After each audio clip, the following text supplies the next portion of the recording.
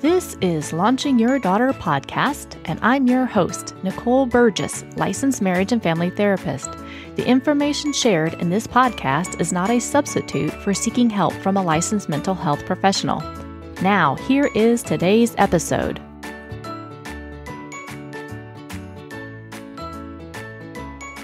Episode 50. Well, welcome everybody. I'm really excited. Today is episode 50. I find that really hard to imagine that it's been 50 straight weeks of me sharing various interviews and different topics that I've wanted to talk about regarding raising empowered and confident young women in our world. And I really appreciate, again, all the ongoing feedback that I'm getting from parents and other therapists about what they're finding helpful, what topics they're wanting more of. So I just want to say a big thank you for allowing this podcast to continue to grow and help those around the world. It's just been an amazing journey, and I really appreciate your support. Today, I want to talk a little more about anxiety. I know that's one of the most popular downloaded episodes where I talked about anxiety and 5 coping skills. So I want to talk a little more about other ways to manage anxiety. One thing I would love for you parents to kind of look at, if you don't know your family history, go back and start to ask questions. If your parents are alive and you can talk about maybe some of the things they've struggled when they were growing up or in their families. Oftentimes, anxiety is passed down from generation to generation, and it also can be a very learned behavior as well. So we're born with the fear of falling or that we're going to be abandoned. The rest of the things that we become afraid of, like the dark, closed-in spaces, being in a social situation, those are all really learned experiences. So the more you know your family history, meaning, wow, is this something that I struggle with? And then what behaviors am I modeling to my daughter or to my son that maybe I can begin to gain awareness and change those behavior patterns? Again, this does not make you a bad parent if you're doing this, but it's drawing awareness of how you can actually control your anxiety. The thing with anxiety, right? So the way I describe anxiety, it's similar to what is in like the diagnostic manual, where people that I work with, they have a lot of ongoing thoughts and they usually get stuck in the thoughts, which is called ruminating. They say they can't control the worry. Sometimes they become really irritable because they're so stressed out and they're up in their head all the time that they're just like, they're on edge most of the time. And that the high levels of anxiety impacts concentration, your memory. It can make it difficult to go to sleep or even stay asleep. The symptoms that your body can feel, again, is headaches, stomach aches. You may get sick more often. You just kind of feel like your body is just more tight. Your muscles are more tight. Those who have true panic attacks, they feel like they're having a heart attack. They've got shortness of breath. They think they're going to die. They think they can't stop it. And so what I'd like to talk about today are some ways from various doctors who have also talked about this in different forms, different videos, trainings, things like that in their books. So I want to go back and share some of those techniques with you so that you guys can start to incorporate those into your family, whether that's with your daughter or for you yourself. So I know I've talked a little bit about Daniel Siegel and Dr. Daniel Siegel, and he's done various videos regarding what he calls his hand becomes the brain model, right? And he talks quite a bit about flipping your lid and why teaching mindfulness is so important. So on the show notes, I'm actually including a YouTube video where he discussed the hand model. And it's also, he has that in his book, Mindsight, The New Science of Personal Transformation. And I believe it's also in the book, The Whole Brainchild. So you can check out his description there, but I'm going to run through this a little bit. The prefrontal cortex, where he describes as around your fingernail area, that's where it helps us think, reflect, where we organize our thoughts, make decisions, manage our emotions, and it helps us calm down the limbic system. And it's also our personality expression. That's the area. So again, if you take your hand, I don't care whichever hand, hold it out and then face the palm away from you. in your palm that he calls that the brainstem. And that's where the fight, flight, or freeze, or sometimes faint response is. He then folds the thumb into the palm area, and he calls that the limbic area. And that includes the amygdala and the hippocampus. The amygdala is kind of like this moderator, conductor, some people call it, where it really watches for danger, right? So, in the old days, we're fighting saber-toothed tigers, right? That amygdala is on guard for what it's looking out for, any possible types of danger. So it's in charge of like the fear responses, hormonal secretions, and then the emotional or the implicit memory. That's where the amygdala holds all this stuff. So it's like this so-called security guard. And when it thinks you're in danger, it sends a warning saying, hey, pay attention. We're in danger, we're in danger. And when we're not calm, right, we go back to the fight, flight, or freeze response. Okay, so as we move up then, now if you start to fold your forefingers over your thumb, that's the cerebral cortex, he says, goes from your second knuckle down to your fingernails. Then again, like I said, he describes where your fingernails are at is the prefrontal cortex. The whole thing about teaching mindfulness, being more in the moment, more present, when we do that, it also helps us regulate things better. So when the amygdala does get triggered, we don't necessarily, as he said, flip your lid, which again, those forefingers would come straight up, and then we go into anger, or we go into fight, flight, or freeze mode. He talks about, right, the old saying is what fires together, wires together. So as you're learning the mindfulness techniques, right, meditation, observing yourself in the moment, observation of your breathing, being mindful when you're taking a walk, all of those things help with that self-regulation. It really strengthens that prefrontal cortex. For younger kids and for your teenage daughter, there's oftentimes, again, when their brain is changing as much as it is, right, as we've talked before in past things, and what Dr. Frances Jensen and Amy Ellis Nutt talk about in the Teenage Brain book, they talk about how for developmentally for the teenagers, the brain is really growing from back to front, and they don't have that full prefrontal cortex all the way there yet. And again, they won't have that until like their mid-20s. So Dr. Daniel Amen, he talks about killing the ants, which ants, A-N-T, stands for automatic negative thoughts. And our brain is actually wired to go towards the negative. But for kids and teenagers, they have so many negative thoughts, right? And they can feel, teenagers especially, they feel them very, very intensely. So as an adult, we're like, wow, I can't believe that becomes such a big deal. But they're really trying to regulate their emotion with the skills that they have and with the brain development that is going on. Again, that's why teaching mindfulness techniques to them can really help calm that down so they learn how to regulate those emotions.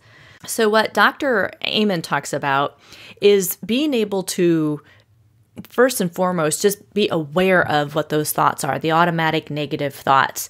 And he has 9 different, kind of what I call distorted thoughts. Dr. David Burns in the Feeling Good, the New Mood Therapy, his book, he has 10 of them. So when I talk about the cognitive distortions, or the what Dr. Amen talks is the ants, it's the all or nothing thinking, the black and white thinking. This is always going to happen, or nobody will ever know that I can do this. You overgeneralize, meaning one negative event becomes every single time. There's also, you ignore any positive things that go on. There's also the magnifying or minimizing. I also call it the catastrophizing thinking. You blow things way out of proportion. You think the little things, you make them bigger than what they really are. And then the big things you can make really too small, which would be the minimizing. The always never thinking, that's where I'm always going to get F's on tests. No one's ever going to like me. I'm never going to be able to make friends, right? And during those times when those thoughts are flying through, our brain is really trying to find evidence that says, yep, that's so true. That's so true, right? And it's faulty logic that's coming in. So part of what this is, Dr. Amen really suggests writing things down, and that's exactly what I tell my clients as well. The reason why we want to write this down is because our brain will go over and over and over this, which is the ruminating, and it will continue to build the story. So by writing down these thoughts, these distorted thoughts, this faulty logic, helps the person begin to see, oh, wait a minute, just because I'm having a thought, one, doesn't mean it's true, and two, do I really have evidence that says, yes, this is absolutely true every single time, or none of the times, or that I need to catastrophize it? Or one of the other distorted thoughts is a lot of shoulds. You're criticizing yourself or your other people with the shoulds, ought tos, things like that. Or maybe you're blaming somebody else. That's another way of, instead of taking responsibility for a choice that you're making, you're blaming somebody else. So if you struggle with this, or if your daughter struggles with this, again, starting to write those things down, you begin to have more awareness of, okay, here's the thoughts that are flying through. Maybe it's based on certain types of events. And so these are the automatic thoughts that come up all the time. And then you can start to change them. Right? So if your daughter says, oh my gosh, I failed the math test, and this is the one that I call the overgeneralizing or catastrophizing. I failed the math test and I'm never ever going to get into a college, right? There's no evidence of that. It's one math test. It's not her whole math grade for the entire year. So that's when you're starting to look at it in a positive way. It's like, okay, what did I learn from that? Do I need to study earlier so that I feel more comfortable with the material? Do I need to ask the teacher questions if I'm not understanding the material? So it's asking those sort of questions and examining where are the facts that truly back that up or not, and reframing that in a more positive way. This was just a test. It does not mean that I won't get into college. So one of the other distorted thoughts that Dr. Amen talks about is, personalizing things. And I hear that a lot, especially with teens, right? I know adults, we can do this too. That, a friend of theirs walked past them. Oh, they must be angry at me. Oh, they must not like me anymore. And sometimes I say, let's pause and look at that. Maybe it's because she was thinking of something else and she didn't see you or hear you calling her name. I have totally done that with people before. They've seen me out and about somewhere and my mind's on something totally different. And then it's once they actually, are right in front of me and they're like, hey, Nicole. And I'm like, oh, hi. They're like, yeah, we were calling your name, or you look like you were really angry about something. And I'm like, oh no, I was totally thinking about this task I needed to do. So instead of them taking that personal, they actually checked in with me. So when we start to write those things down, that helps with us gaining that clarity, and that can help your daughter begin to slow it down a little bit. And that's also teaching that observation piece where I've noticed this person's nonverbals, or I heard what they said, versus jumping to conclusions or jumping to judgment. What is it that comes up inside of me? What are my thoughts about it? What are my feelings about it? And then what can I do about it? I remind folks that when anxiety comes up, imagine that, again, the thoughts are like a leaf going down a river. We can either take those leaves, those thoughts, out of that river and hold on to them, and again, create a big story around them, or we can truly let the thought pass, let that leaf just go down the river. Another image that I a lot of times will give clients is, imagine when that anxiety wave comes up, right? If you're starting to feel panic, if you're starting to worry about a test or a conversation with somebody, imagine you are on the surfboard and you're actually on top of this big wave. As the wave comes up, it gets bigger, right? It's gaining momentum from previous waves out in the ocean. And you're on top of that wave on your surfboard and you're standing there. Maybe you're feeling kind of shaky. But as the wave gets closer and closer to the beach, to the shoreline, right, it starts to decrease. That's very much like what anxiety does. It can wash over you and then it goes down. So when we allow ourselves to lean into that anxiety, we actually begin to feel more in control of it versus it controlling us. So reminding your daughter that, hey, this is just a moment in time. It will pass. You are okay. You are safe, right? That helps her recognize that she's not letting that anxiety take over everything from her. If you have younger kids and you're listening to this, because I know some of my listeners do, I would really encourage you to go back and do the hand-brain with your younger children and explain to them the different parts of the brain and how they can start to learn how to self-regulate. And part of that is you role modeling, having downtime, you taking walks, exercising, being able to respond more versus react out of emotions. That will also help your older daughter as well gain that understanding. It's never too late to learn new skills. It's having the willingness to look at maybe some of those automatic thoughts that have been going on for a long time and recognizing there could be a lot of faulty logic coming in versus actual facts, like true evidence that proves that thought true or not. Then again, going back to Dr. Amen's suggestions of writing down the ants, right? And then so-called killing them. And no, I'm not truly talking about killing actual bugs or ants, but it's those thoughts of eliminating them and looking at the facts. Or as Dr. Byrne talks about, right? It's challenging that distorted thought process. All of those things can truly, again, help you and your daughter gain more control over how you respond to things. And as your daughter learns these skills now, as an adult, when she does truly have the full prefrontal cortex, she's already got incredible skills that she can continue to build upon and self-regulate in a much better and stronger way because she's been doing this for a long time. So if she rolls your eyes when you first start to talk to her about it, let it go.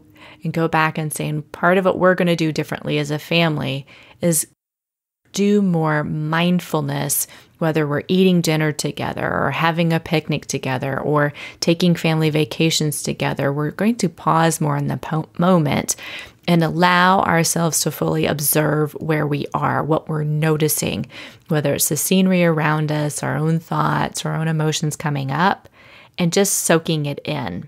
Well, I hope you found today's episode helpful.